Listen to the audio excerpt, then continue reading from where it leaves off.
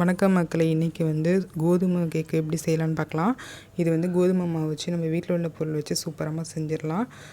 இது வந்து ஃப்ரூட்டி அதெல்லாம் பாதாம் இருந்தால் பாதாம் அப்படின்னு நம்மளுக்கு என்ன தேவையோ அதை வந்து மேலே டெக்கரேஷன் பண்ணலாம். இப்போ வாங்க எப்படி செய்யலான்னு பார்க்கலாம். இதுக்கு பார்த்திங்கன்னா 1 கப் அளவுக்கு கோதுமை மாவு எடுத்திருக்கேன். நல்லா வந்து சலிச்சு எடுத்துக்கோங்க. அடுத்து பார்த்திங்கன்னா ஒரு 1/2 டம்ளர் அளவுக்கு ஜீனி எடுத்திருக்கேன். உங்களுக்கு தேவையான அளவு தான் ஜீனி. இன்னும் உங்களுக்கு சுகர் வேணும்னா எடுத்துக்கலாம். அடுத்து ஒரு டம்ளர் காய்ச்சின பால் எடுத்து வச்சுருக்கேன். ஒரு 4 ஸ்பூன் அளவுக்கு பால் பவுடர் எடுத்திருக்கேன். வெண்ணிலா ஃப்ளேவர் உள்ளது. உங்கள்கிட்ட வெண்ணிலா எசன்ஸ் இருந்தாலும் நீங்கள் எடுத்துக்கலாம். அப்புறம் 1 ஸ்பூன் அளவுக்கு சோடாப்பு எடுத்திருக்கேன். ஃப்ரூட்டி வந்து தேவையான அளவு நம்ம மேலே டெக்கரேஷன் பண்ணுறதுக்கு தேவையானது எடுத்துக்கலாம். அடுத்து பார்த்திங்கன்னா உங்களுக்கு எக்கு வேணும் அப்படின்னா நீங்கள் எக்கு கண்டிப்பாக சேர்த்துக்குங்க.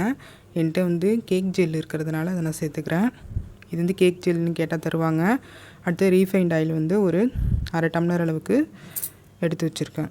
இப்போ வாங்க எப்படி செய்யலான்னு பார்க்கலாம். இதுக்கு ஒரு பாத்திரத்தில் வந்து நம்ம எடுத்து வச்சுருக்கிற காய்ச்சின பாலை ஆட் பண்ணிக்கலாம்.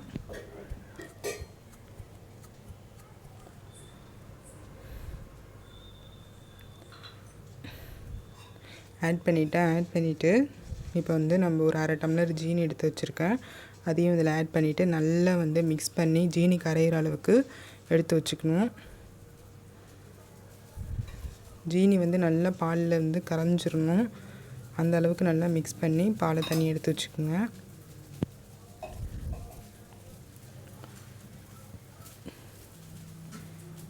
இது வந்து நம்ம மிக்சியில் கூட போட்டு வந்து அடித்து எடுத்துக்கலாம்.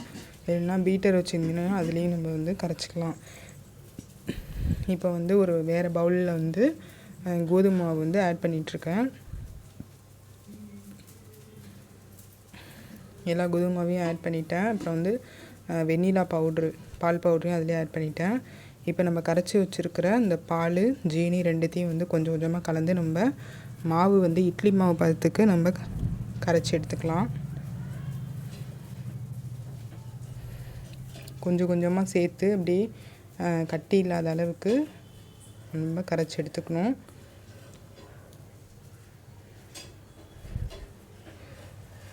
பால் வந்து உங்களுக்கு இன்னும் தேவைப்படுதுன்னா கூட ஒரு 1/2 டம்ளர் சேர்த்து நீங்கள் கரைச்சிக்கலாம்.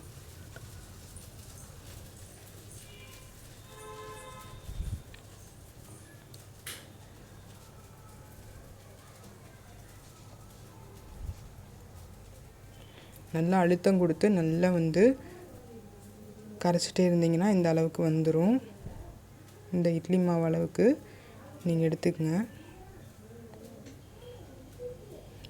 இப்போ வந்து பால் பவுடரையும் நல்லா வந்து கொஞ்சம் ஒரு 2 ஸ்பூன் எடுத்து கரைச்சி அதில் ஊற்றிக்கிறேன். நல்லா வந்து உங்களுக்கு ஃப்ளேவர் தரும். நல்லா வந்து கரைச்சி எடுத்துக்கோங்க. இட்லி மாவு அளவுக்கு உங்களுக்கு பதம் வந்து இருக்கணும்.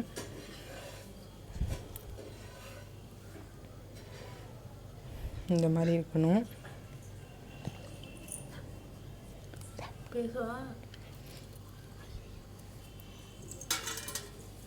இந்த அளவுக்கு வந்து நல்லா வந்து கரைச்சி வச்சுக்கோங்க.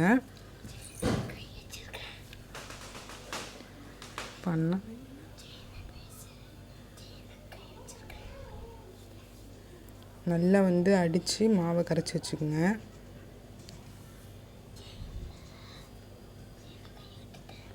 இப்போ வந்து 1 ஸ்பூன் அளவுக்கு சோடாப்பு இருக்குல்ல, அதை நம்ம சேர்த்துக்கலாம்.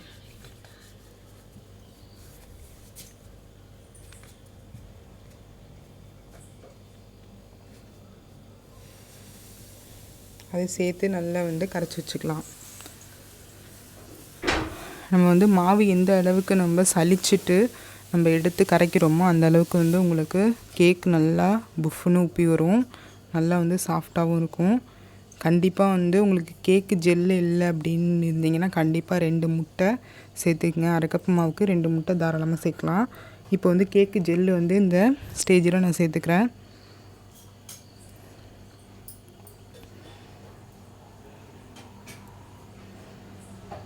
இது வந்து கேக்கு ஜெல்லுன்னு கேட்டால் வந்து நம்மளுக்கு தருவாங்க. கடையில். அதை நம்ம வாங்கி நம்ம கலந்துக்கலாம். அப்படி கேக்கு ஜெல் இல்லை அப்படின்னு பக்கத்தில் நீங்கள் வந்து கண்டிப்பாக வந்து முட்டை சேர்த்துக்கலாம். முட்டை சேர்த்திங்கன்னா அதே அளவு தான் உங்களுக்கு அந்த சாஃப்ட்னஸ் தரும்.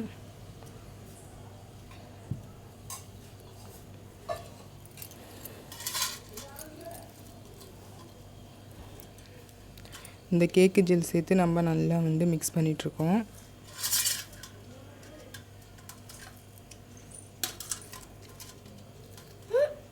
மிக்ஸ் பண்ணிவிட்டு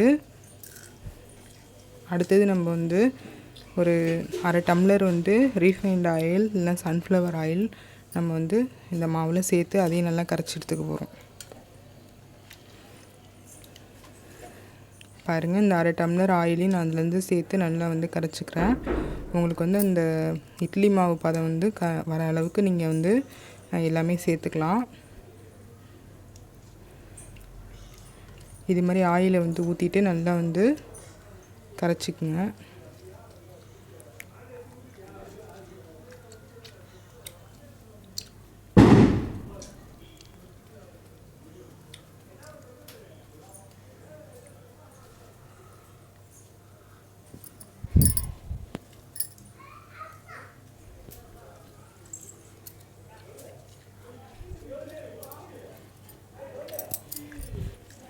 இப்போ இந்த அளவுக்கு நம்ம எல்லாமே செட்டாக வந்து கரைச்சி வச்சிட்டோம்.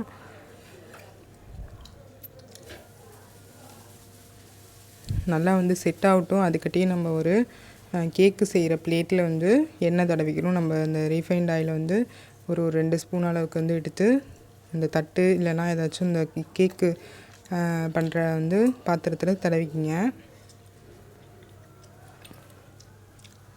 தடவிட்டு இப்போ வந்து நான் ஓவன்லாம் நம்மள்ட்ட இல்லை, ஓவன் இல்லாதவங்க இந்த மாதிரி வச்சுக்கலாம். தோசைக்கல் வச்சு அது மேலே வந்து கல்லுப்பு கொஞ்சம் வச்சுக்கோங்க. வச்சுட்டு இந்த மாதிரி ஸ்டாண்டு வச்சும் செய்யலாம்.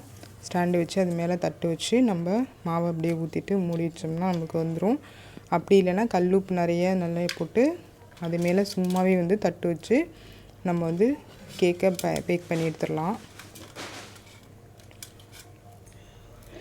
இப்போ வந்து நான் வச்சுட்டு இப்போ மாவு வந்து இதில் ஆட் பண்ணிகிட்ருக்கேன்.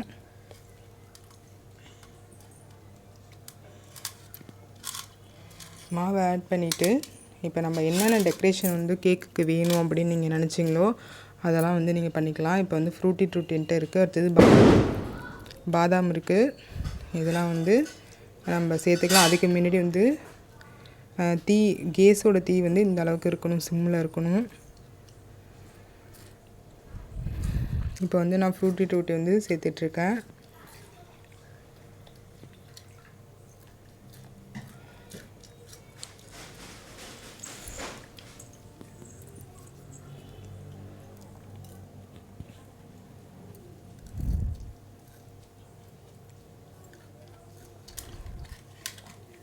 ஃப்ரூட்டி சேர்த்துட்டு அதுக்கப்புறம் வந்து நான் வந்து ஒரு இட்லி பானை மூடி தான் அதை வந்து போட்டு நல்லா கவர் பண்ணி வச்சுட்டேன்.